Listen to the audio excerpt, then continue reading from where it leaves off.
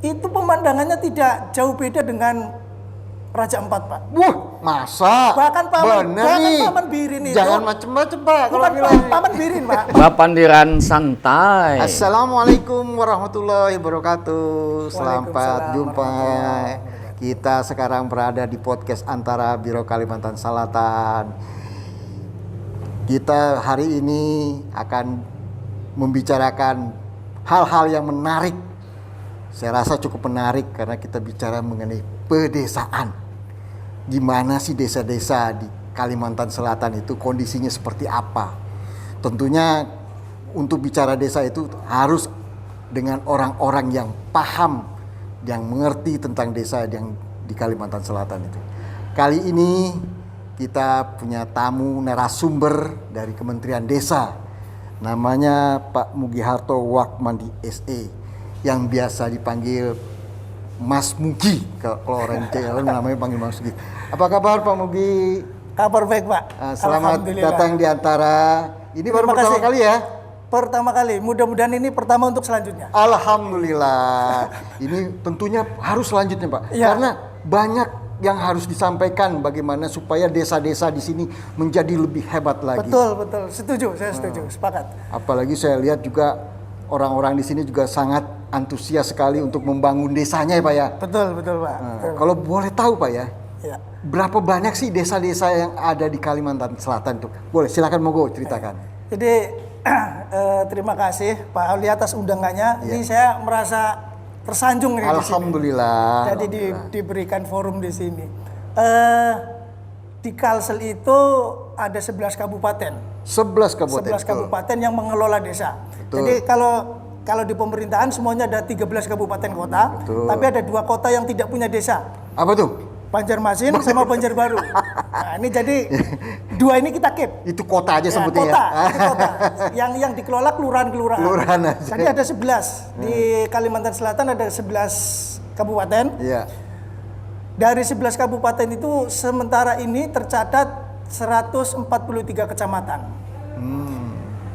Kenapa saya bilang sementara? Karena ada pengembangan, Pak. Ada pemekaran. Pemekaran ya. Kecamatan itu di Kabupaten Kota Baru. Ya. Itu Kecamatan Pulau Laut Utara pecah jadi 2. Itu sudah tercatat di Kemendagri. Sudah ada kode kecamatannya tersendiri. Ketika secara administratif itu ada pengembangan itu kan wewenangnya Kemendagri. Itu sudah teradministrasi. Kemudian di Tanah Bumbu juga sudah ada pengembangan di Kecamatan Kusadilir. Itu karena desanya itu 34 desa Pak, satu kecamatan. Satu kecamatan 34 desa. Jadi memang layak untuk dipecah, untuk dikembangkan jadi 2 kecamatan. Itu jadi yang tadinya 143 kecamatan, posisi sekarang kalau dengan pengembangan itu 145 kecamatan. Jadi kalau di total berapa desa Pak seluruh Kalimantan Selatan? Total desanya 1864. 1864. 1864. Waduh, itu satu tahun nggak selesai tuh Ya, kerjanya. itu kalau kita berkunjung satu-satu berarti berapa tahun itu, Pak? Setahun itu 365 hari. Ya, berarti bisa waduh 5-6 tahun belum selesai. Ya itu, jadi kita coba untuk mengelola mendorong pembangunan di desa-desa di Kalimantan Selatan ini dari desa-desa itu, Pak. Jadi kalau dilihat dari jumlah itu kan 1.800 ya, Pak. Banyak tuh, lumayan. Kalau yang di kelurahan di kota tadi yang di KIP tadi Banjarmasin itu kalau tidak salah kan 52 kelurahan. Iya. Banjarbaru 12 kelurahan. Ini saya hafal berarti nanti jadi wakil gubernur pantas ya. Insya Allah. Jadi kalau dilihat dari yang kelurahan itu Pak ya, yang di 2 kota ini kan 52 tambah 12 berarti sekitar 70 lah ya, sekitar 60-70-an. Dengan 1.800 itu kan jauh lebih banyak. Nah, jadi sudah seharusnya Kalimantan Selatan ini membangun dari desa. Itu. Dari desa ke desa. Dari desa ke desa membangun. Kata orang bijak itu kan dulu pendahulu kita Indonesia itu tidak akan terang dengan obor di Jakarta. Tapi Indonesia akan terang dengan lilin-lilin kecil di desa-desa. Nah, ini mungkin semangat ini yang harus kita kita gali terus, Betul, kita betul. semangat terus untuk mengembangkan desa di Kalimantan Selatan, di Luar- Banua kita orang bilang. Luar biasa nih Pak. Gitu. Pak Mugi ini ternyata sastrawan juga dia. Bicaranya udah pakai bahasa-bahasa yang tinggi. Kan Bapak juga yang ngajarin kan. Bagus Pak. Memang harus begitu untuk membangun desa juga. Biar jadi nanti desa-desa di Kalsel ini juga tidak ketinggalan. Betul, betul. Masyarakatnya maju, tentunya juga menghasilkan tenaga SDM yang unggul. Itu ada gak pola-pola yang diterapkan oleh Kementerian Desa untuk menciptakan SDM unggul di pedesaan, Pak? Ya, jadi gini Pak, bicara mengenai desa, Ya. itu kita tidak akan lepas dari Undang-Undang Desa. Ya. Undang-Undang Desa nomor 6 tahun 2014 itu mengatur bagaimana pembangunan di desa dikelola. Nah, menerjemahkan dari situ, itu Kementerian Desa mengutus ke semua desa-desa itu pendamping desa. Oh, ada dana peranan pendamping desa ya? Ya, pendamping desa. Nah, Ceritanya seperti apa? Nah, Cerita jadi apa? pendamping desa ini dikelola secara terstruktur dari pusat sampai ke desa, Pak. Ya.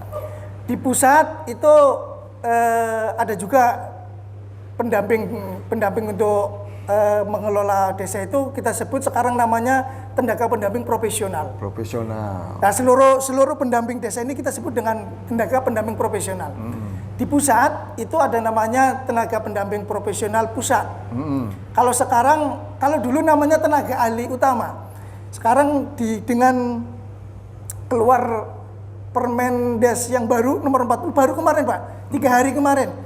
Itu namanya dirubah jadi tenaga ahli karena ini masih baru ini. Baru kemarin. Pedoman kayak apa? Nah, jadi tenaga ahli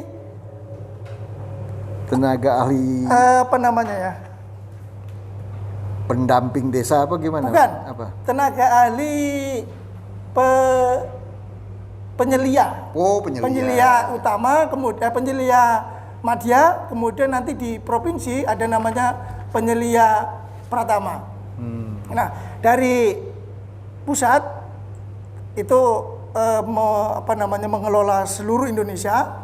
Kemudian di provinsi itu juga ada tenaga pendamping profesional di provinsi, TPP provinsi. Kebetulan saya masuk di dalamnya di TPP provinsi. Wow. Gitu. Nah, kemudian di kabupaten juga ada namanya tenaga ahli pemberdayaan kabupaten.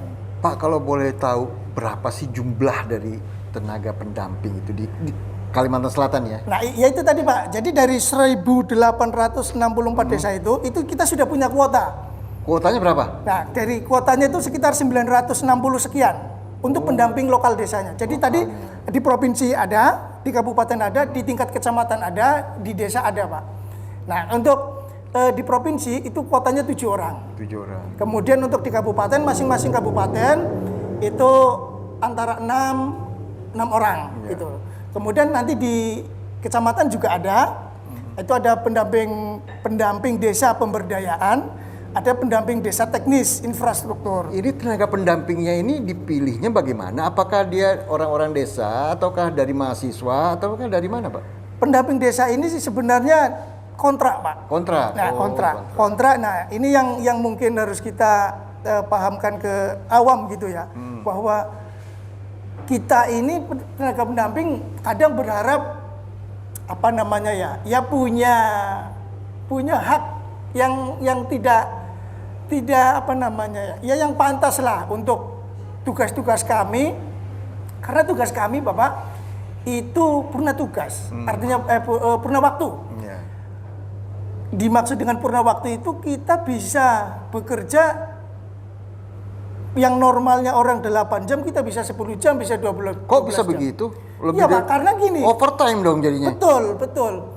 Dengan ya segala keterbatasan pendapatan kami gitu yang sudah ditetapkan, kita harus all out untuk mendampingi desa. Kenapa saya bilang bisa 10 jam, 12 jam? Kita tidak terikat waktu, jam kerjanya itu jam 8 sampai jam 5. Nggak tenggo gitu. ya? Nggak tenggo. Jadi kan kadang masyarakat desa ngadakan rapat musdes misalnya, musyawarah desa. Karena di desa kalau misalnya siang mungkin rapat, orang-orang desa kan ada yang menuai apa namanya padi, ada yang karet dan sebagainya, mungkin banyak yang nggak bisa datang kalau siang. Jadi rapat itu misalnya malam. Nah, malam bagaimanapun juga kita sebagai pendamping desa yang ada di desa harus mendampingi. Wah, mulia sekali. Sampai malam gitu kan. Kadang habis maghrib misalnya sampai selesai jam 10 selesainya Pak. Saya habis itu kan ngobrol-ngobrol sama kepala desanya, ini saya perlu ini dan sebagainya. Itu bahkan apa kalau yang misalnya sebelum rapat misalnya kita memerlukan berkas. Berkas ini belum siap. Kita minta bantu sama pendamping desa misalnya. Nah, itu kan bisa ngelembur-ngelembur itu.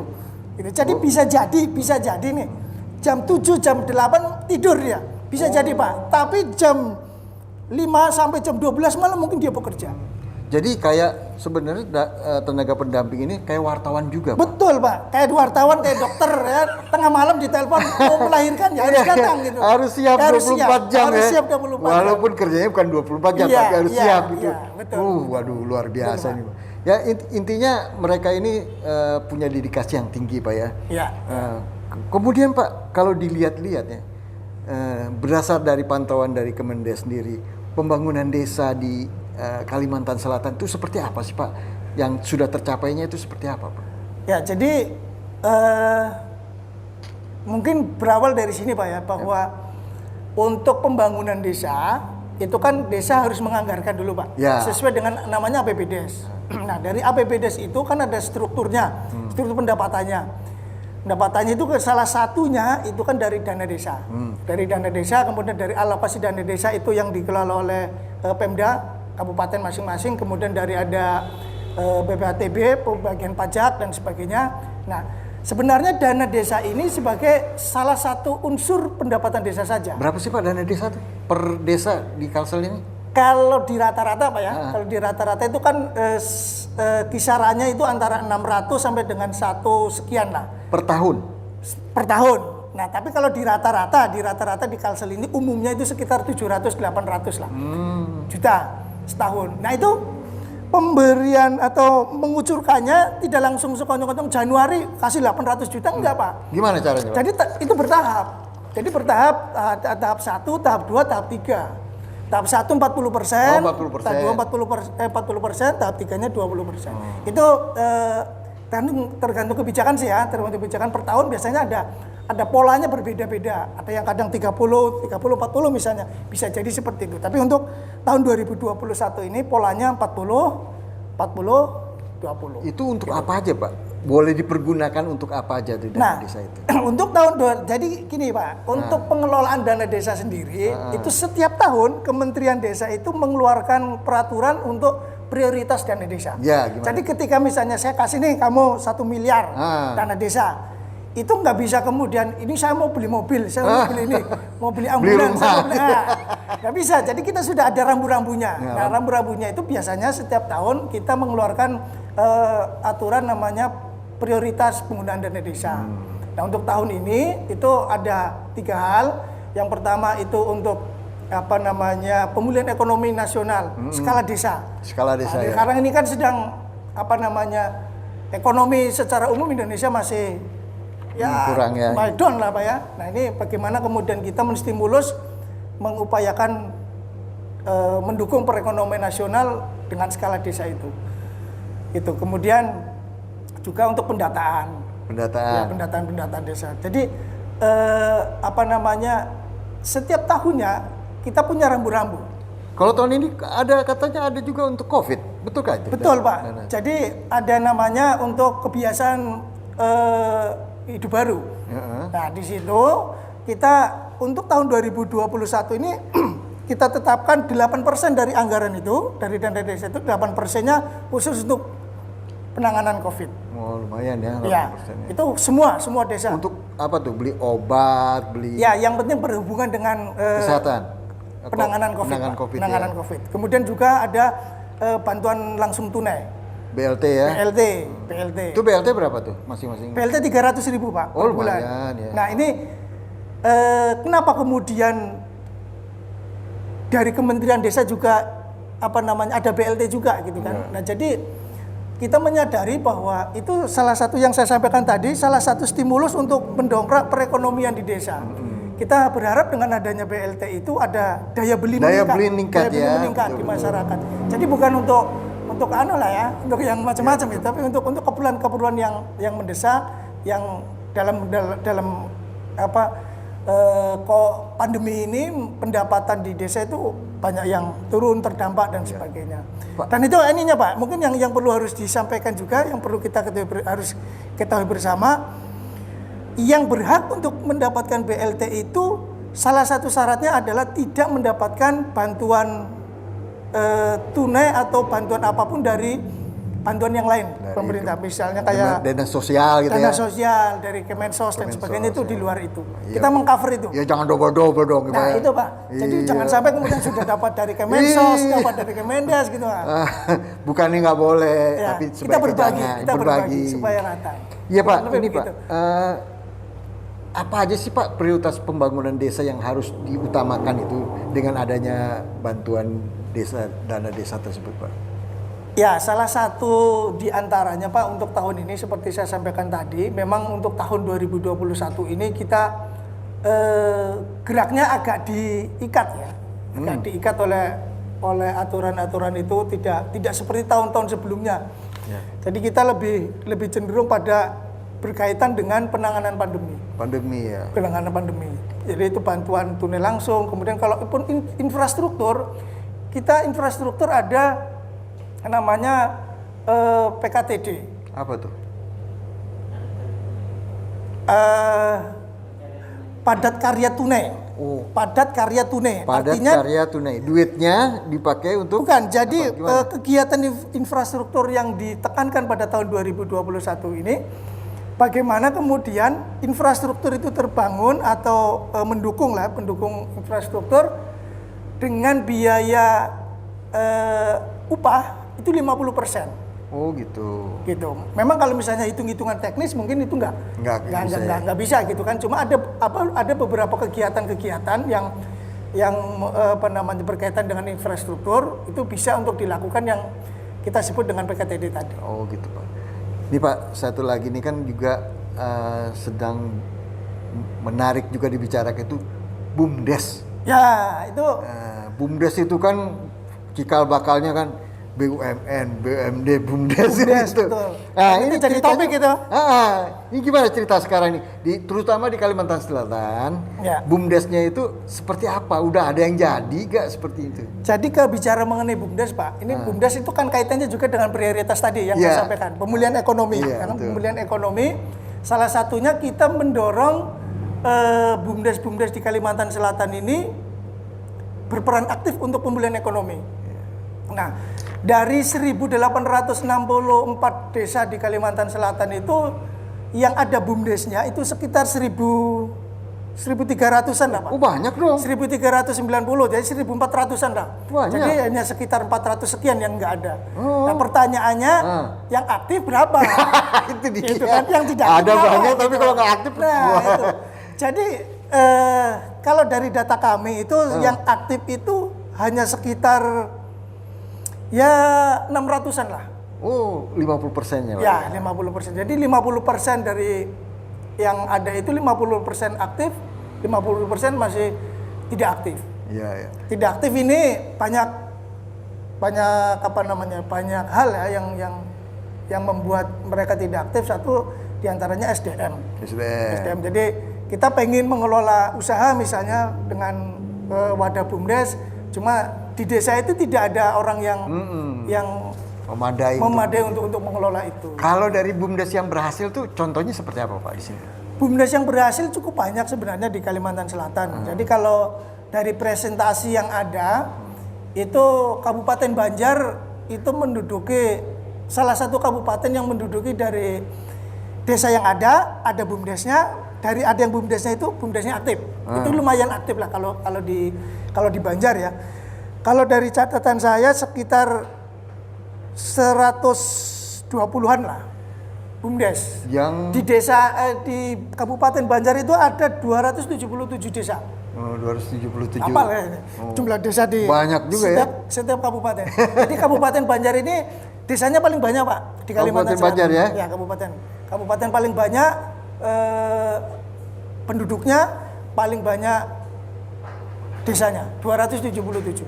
Contohnya Pak, usahanya apa sih yang dibilang berhasil itu bisa Ya, disampaikan? jadi BUMDes itu sebenarnya tidak terikat pada satu jenis usaha, Pak. Nah, jadi di dalam BUMDes itu ada beberapa namanya unit usaha. Ya. Ya, jadi kalau misalnya di situ desanya itu berpotensi untuk menjadi desa wisata misalnya. Coba cerita, angkat nih desa wisata nih. Itu BUMDesnya bisa mengelola itu. Nah, Itu di mana, itu Pak? salah satu unit misalnya, salah satu unit. Sebentar loh, Pak. Oke, ya, Nah, ya. kalau kemudian dia setelah desa wisata mungkin dia berpeluang juga atau punya potensi misalnya ada apa namanya pengelolaan gas misalnya, Gas, LPG gas karena di situ kalau untuk mendapatkan gas itu terlalu jauh misalnya dan lain-lain lah. Apa namanya air isi ulang atau apa dan sebagainya. Itu apa namanya jenis-jenis usaha yang banyak dilakukan oleh BUMDes. Nah, pertanyaannya mungkin Bapak pengen contoh lah. Iya Pak, bener Pak. Kalau bisa nanti saya BUMDes. kesana nih. Nah, BUMDes yang bisa mengelola desa wisata, salah satu contohnya Tiwingan, Pak. Di mana? Tiwingan di Kabupaten Banjar. Tiwingan. Ya. Itu desa wisatanya seperti apa Pak? Mungkin Bapak pernah berkunjung di Kiram. bukan? Apa? Aranio, Pak. Aranio. Aranio. Nah, itu kan ada apa namanya? Danau itu ya? Bendungan. Oh, bendungan. Nah, bendungan itu salah satu salah satu yang dikelola. Kemudian kalau turun dari situ kita naik di puncak Matang Keladan namanya, Pak. Nah, di situ tempatnya kalau saya pernah ke sana, itu pemandangannya tidak jauh beda dengan Raja Ampat, Pak. Wah, masa? Bahkan Paman Birin itu. Jangan macem-macem Pak kalau Bukan bilang. Paman Birin, Pak. Paman Birin gubernur itu menjuluki Matang Keladan itu sebagai Raja 5. Raja 5. Ada 4, ada 5. Ada 5. Jadi setelah Raja 4, Raja 5-nya di Kabupaten Banjar itu. Itu memang apa namanya pemandangannya kalau dari puncaknya itu pulau-pulau kecil yang di itu danau apa namanya bendungan itu kelihatan indah sekali gitu, Pak. Wah, boleh tuh. Bisa selfie di situ ada apa namanya tempat-tempat spot-spot selfie yang menarik gitu. Bisa ajak saya ke sana Pak? Oh, siap. Nah, itu Nanti kalau- saya calling pembakalan, Nah, Pak. itu Ada penting, boleh Pak. dari antara. Siap, nanti dijemput naik ke atas. Karena nggak main-main loh, lawannya Raja Ampat loh. Iya, betul. Ini Raja 5. Nah, kayaknya kalau udah Raja 5 luar biasa. Dan itu dikelola dengan baik oleh BUMDes. Oh, Sehingga yang saya sampaikan tadi di depan bahwa salah satu pendapatan yang dikelola oleh desa, salah satunya adalah pendapatan asli desa. Nah, ini sudah menyumbangkan pendapatan asli desa untuk dari desa wisata itu. Wah, luar biasa Pak. Ya. Saya dengar juga di bidang pertanian juga BUMDesnya berhasil Pak ya? Ada nggak Pak kalau di sini? Sebenarnya banyak Kayak juga. nanas itu. Banyak. Itu di Batola ya? Di Batola juga bagaimana kemudian apa namanya kita mengembangkan sesuai dengan potensi desa. Dan ini yang mungkin apa namanya perlu kita dan kita dorong dari para pendamping ke desa-desa itu bagaimana kemudian desa bisa sadar akan potensi desanya. Betul Pak. Jadi kita harus bisa memotret desa ini potensinya apa sih? Pertanian kah, perkebunan kah, atau laut kah gitu. Nah, kadang yang jadi permasalahan kadang itu si pembakal nafsu untuk keinginannya sendiri pengennya apa. Padahal di situ tidak potensi untuk itu. Betul. Gitu. Nah, ini yang kadang apa namanya kita dorong dengan adanya pendataan desa, kita bisa melihat potensi di desa ini berarti apa namanya kelayakan usahanya untuk bidang ini. Gitu. Ya Pak, kalau cerita desa ini nggak selesai-selesai Pak. Betul Bapak, betul. Ini cuman kita nih dibatasi dengan durasi nih Pak. Waduh. Jadi intinya memang kami melihat bahwa potensi yang besar di Kalimantan Selatan, desa-desa di Kalimantan Selatan bisa lebih baik lagi. Tentunya dengan adanya pendamping-pendamping yang lebih Insya Allah siap. profesional, yang Siap. punya SDM yang bagus. Dan saya yakin juga nanti suatu waktu itu akan muncul orang-orang hebat dari desa-desa, Pak. Amin, amin, Dan amin. ini peranan Kementerian Pedesaan luar biasa sekali. Tapi harus dibantu oleh antara loh, Pak. Iya, kami sebagai media akan selalu senantiasa Siap, membantu siap, informasikan yang baik-baik seperti ini. Betul. Dan tentunya tidak akan lepas lagi bahwa Kalimantan Selatan punya potensi desa-desa yang luar biasa. Oh iya, siap. Demikian saudara-saudara, barusan kita cukup mendapat informasi menarik dari Pak Mugi yang orang benar-benar paham mengenai desa-desa di Kalimantan Selatan. Semoga kedepannya Kalimantan Selatan bisa lebih baik lagi dan desa-desanya bisa lebih makmur lagi. Tentunya semakin bagus desanya, semakin baik juga wilayah di seluruh Kalimantan Selatan. Demikian, sampai jumpa lagi pada kesempatan berikutnya. Assalamualaikum warahmatullahi wabarakatuh. Waalaikumsalam warahmatullahi wabarakatuh. Salam berdesa. Oke.